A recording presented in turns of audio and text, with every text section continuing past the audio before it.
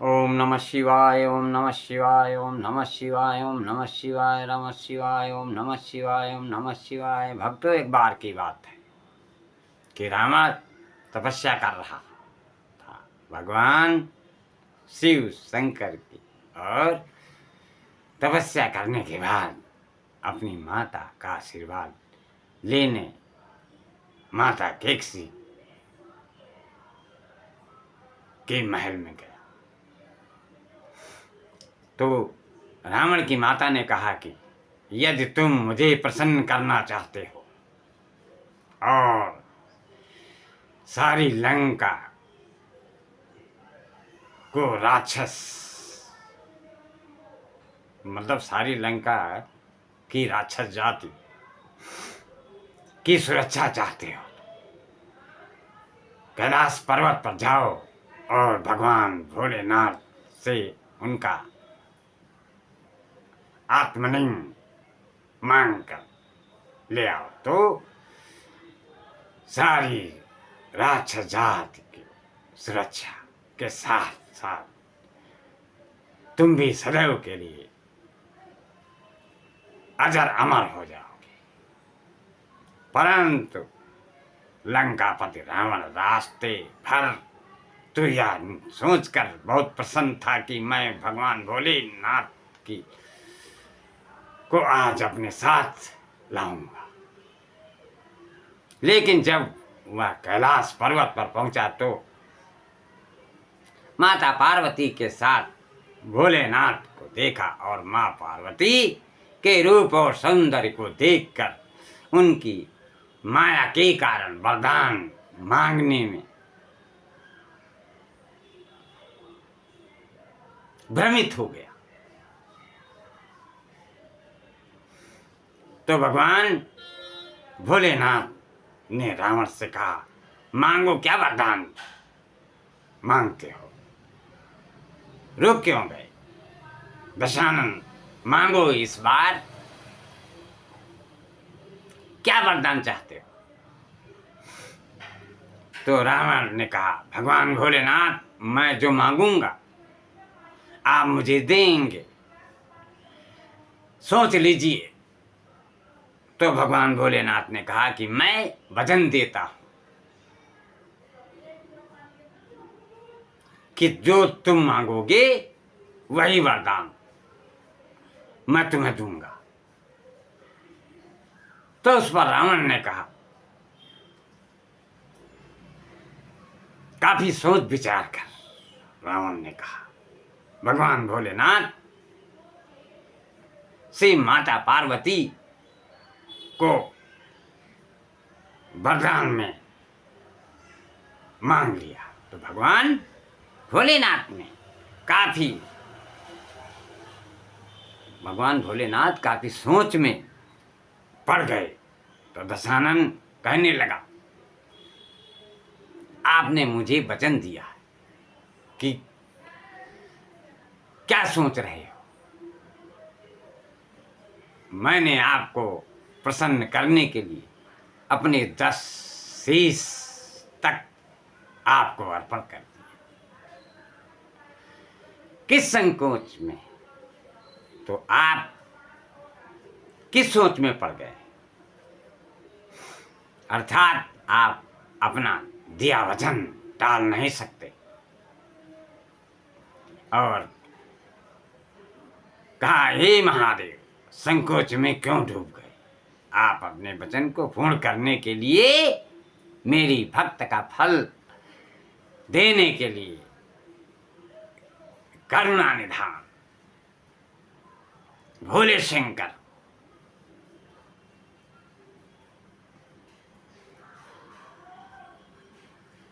माता जी को अपने साथ लंका ले जाने की अनुमति दीजिए। तो काफी सोच समझने के बाद भगवान भोलेनाथ ने कहा, ठीक है, जैसी तुम्हारी इच्छा। तो रावण बहुत प्रसन्न हुआ और जोर से बोला, जय शिव शंकर शंभो, और माता से कहने लगा, शीघ्र चलिए देवी, मैं अपनी स्वर्ण नगरी आपको दिखाने के लिए उत्सुक आइए। और माताजी ने भगवान भोलेनाथ की चरण वंदना करके रावण के साथ चल दी और पुष्पक विमान में बैठने से मना कर दिया। कहा कि मैं स्वयं तुम्हारे साथ अपने पैरों से चलकर दक्षिण दिशा की ओर सारे वन उपवन का विचरण करते हुए लंका चलूंगी। तो रावण ने अपने पुष्पक विमान को वापस करने के बाद माता के साथ पैदल ही चलने लगा। तो रास्ते में माता पार्वती ने सोचा कि भगवान भोलेनाथ ने तो रावण को वरदान के रूप में मुझे दे दिया, लेकिन मैं रावण से बचने की समस्या का उपाय निकाल लूंगी, सोच रही थी माता जी। तो चलते चलते चलते चलते एक जलाशय के पास पहुंची। रावण बोला, शीघ्र चलिए।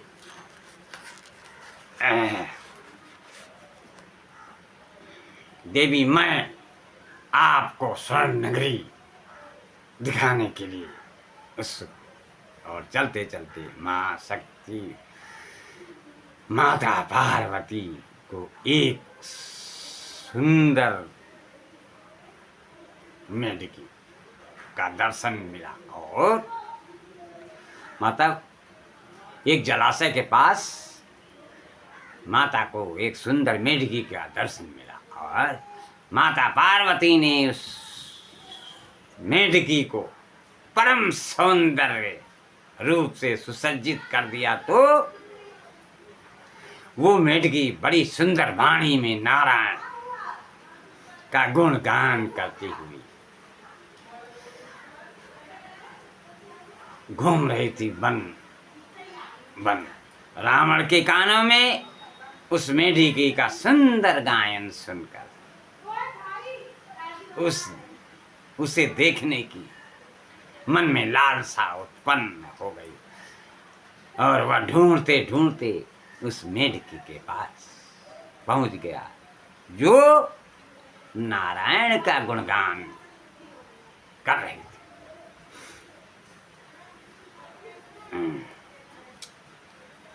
और उसको देखकर उसके सौंदर्य रूप के कारण उसे माता पार्वती का सौंदर्य कुछ अच्छा नहीं लगा। रावण ने उसको देखा, फिर माता पार्वती को देखा तो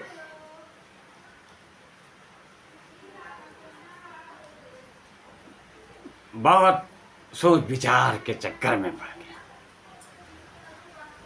कि यह पार्वती तो नहीं है। फिर पूछा मेढकी से कि तुम परम सुंदरी कौन हो? तो उस मेढकी जो परम सुंदरी बनी हुई है उसने अपना नाम बताया, मंदोदरी। और उसने रावण से कहा कि यह परम सुंदरी तुम मेरे साथ चलोगी? तुम्हें अपनी पटरानी बनाऊंगा। और परम सुंदरी ने रावण से हाँ कर दिया। माता पार्वती ने कहा, मैं पार्वती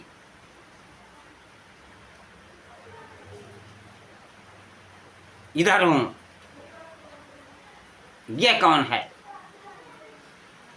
तो मैं क्या करूं, कहां जाऊं? महादेव ने तो वरदान स्वरूप मुझे तुमको दिया था। रावण ने कहा कि महादेव ने मेरे साथ छल किया है, ऐसी आशा नहीं थी महादेव से। मुझे महादेव से वास्तव में तुम देवी पार्वती हो ही नहीं। जाओ, लौट जाओ उनके निकट और मंदोदरी को लेकर लंका की तरफ रावण चल दिया। इसलिए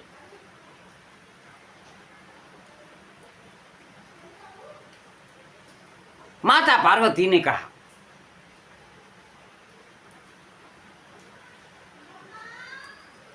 सर्व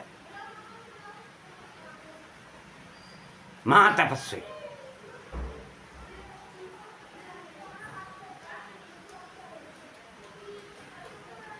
माता पार्वती ने कहा सर्वज्ञानी महातपस्वी मुझ माता को अनुचित दृष्टि से देखा है। भविष्य में जाकर यही इसके सर्वनाश का कारण बनेगी। ये अपने इस जीवन में पुनः ऐसा करेगी और तब उसी दिवस इसके साथ इसके समस्त कुल का सर्वनाश आरंभ होगा। इससे साबित होता है कि व्यक्ति कितना भी महाज्ञानी हो जाए, लेकिन यदि गृहस्थ से विरक्त हो जाए तो उसका ज्ञान भी काम नहीं करता है। तो भक्तों, मंदोदरी को लेकर रावण जब अपने महल में पहुंचा तो काफी जोर से अपनी माता को पुकार कर कहता है कि देखो माता, मैं किसको लेकर आया हूं। और रावण की माता केकसी ने कहा मेरे शिव को ले आए, मेरे प्रभु यहां आ गए। और दौड़ी तो देखा तो एक तो रावण मंदोदरी से विवाह करने के बाद अपनी माता के सम्मुख खड़ा था और अपनी माता से कहने लगा कि भगवान शिव को तो नहीं लाया, लेकिन उनकी अर्धांगिनी पार्वती को लाया।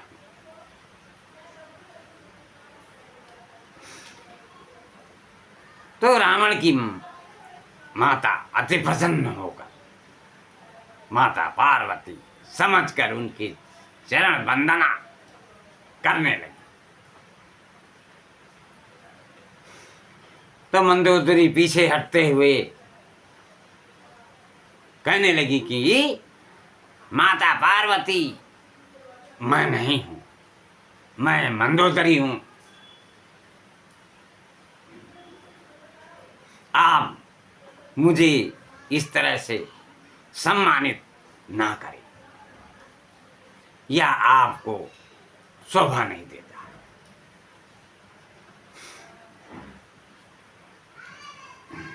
जगत जननी नहीं, पराशक्ति नहीं, त्रिलोक स्वामिनी नहीं, आप लोगों से मुझे पहचानने में भूल हो रही है। मैं तो एक साधारण नारी हूं, मायासुर की पुत्री हूं। एक ऋषि के श्रापवश जलाशय के पास एक मेढकी के रूप में थी, किंतु आज माता पार्वती के कारण मेरा सौभाग्य पुनः जागृत हुआ।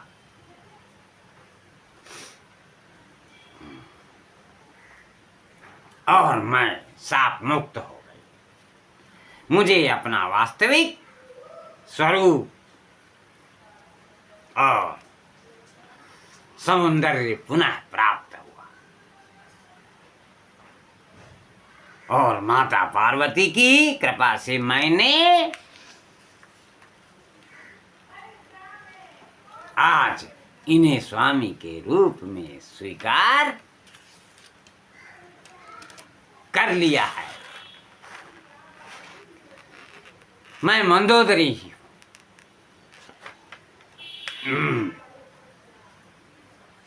तो रावण कहने लगा, नहीं, यह सत्य नहीं है, यह कदापि सत्य नहीं है। तो मंदोदरी ने कहा, नहीं स्वामी, सत्य यही है, आपको पहचानने में भूल हुई है। तो रावण की माता ने कहा, तुम पुनः भूल कर आए। प्रथम बार जब मैंने भेजा था तो तुम एक पत्थर का धातु ले आए, और इस बार यह साधारण स्त्री। कितनी मूर्ख, कितनी बार मूर्ख बनोगे तुम। तुम्हारे इस मूर्खतापूर्ण व्यवहार को देखकर कौन कहेगा कि तुम चारों वेदों के प्रकांड पंडित हो। कौन कहेगा कि तुम छहों शास्त्रों के ज्ञाता हो। तुमसे अधिक बुद्धिमान होने की आशा की थी मैंने, किंतु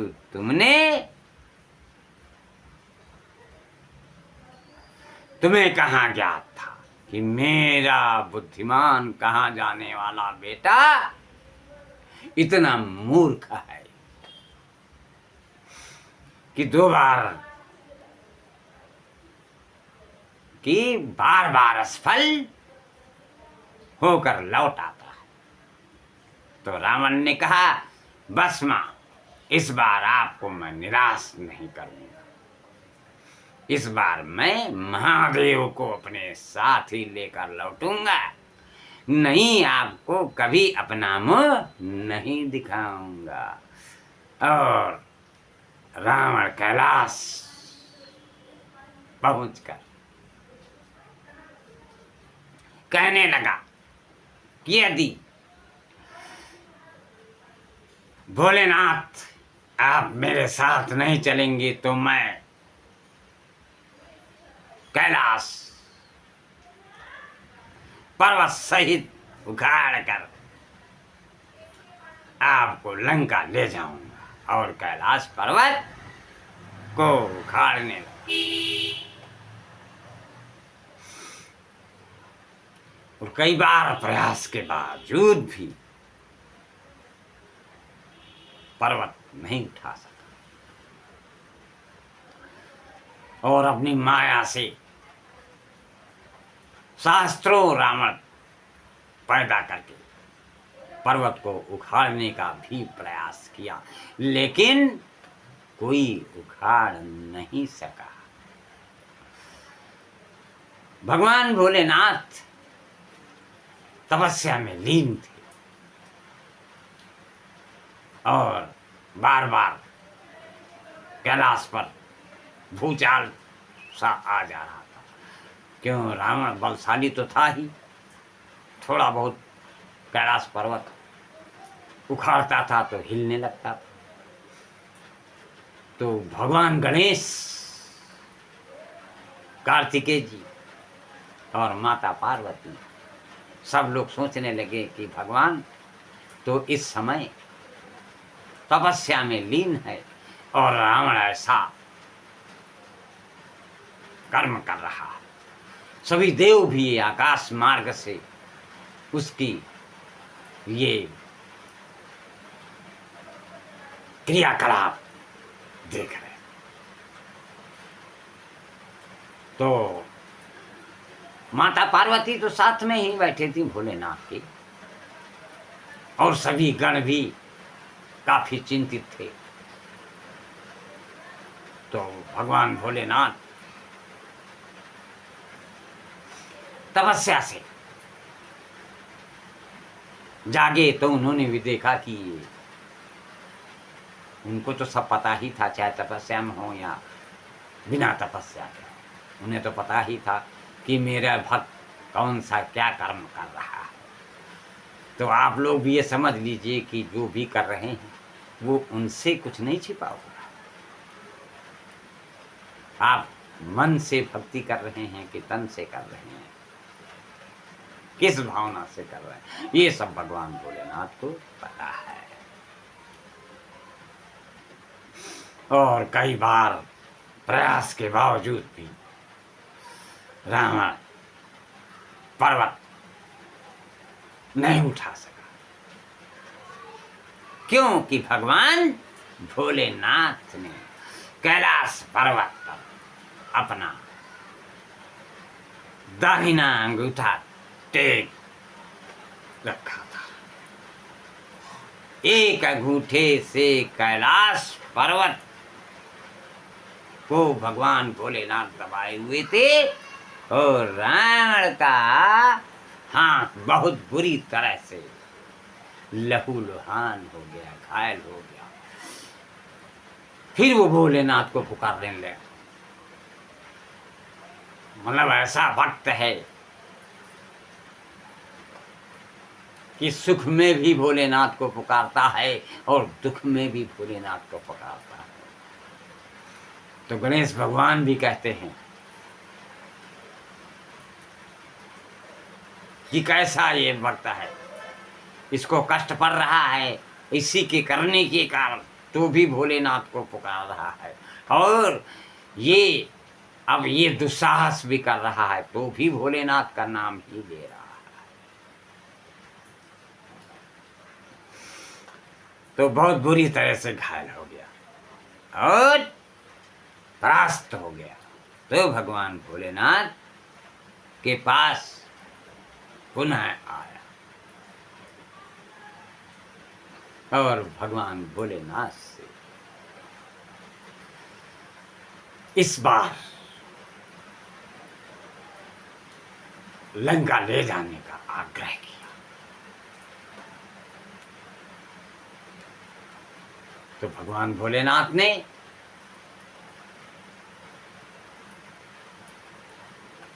कहा ये कैसे हो सकता है। फिर भगवान भोलेनाथ से उनका आत्मलिंग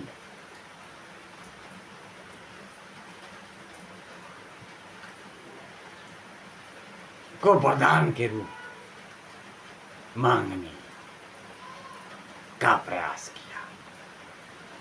तो दोस्तों, जो भगवान बैद्यनाथ जी, आप लोगों को पता ही होगा, जो बिहार स्टेट में है, वो भगवान भोलेनाथ को रावण ही ले जा रहा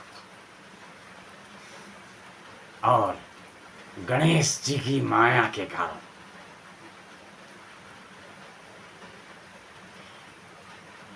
रास्ते में पानी पिलाते पिलाते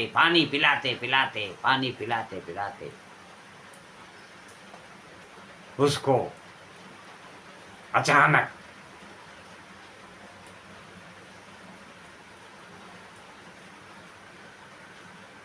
सोच लग गई, जिसको हम आप लोग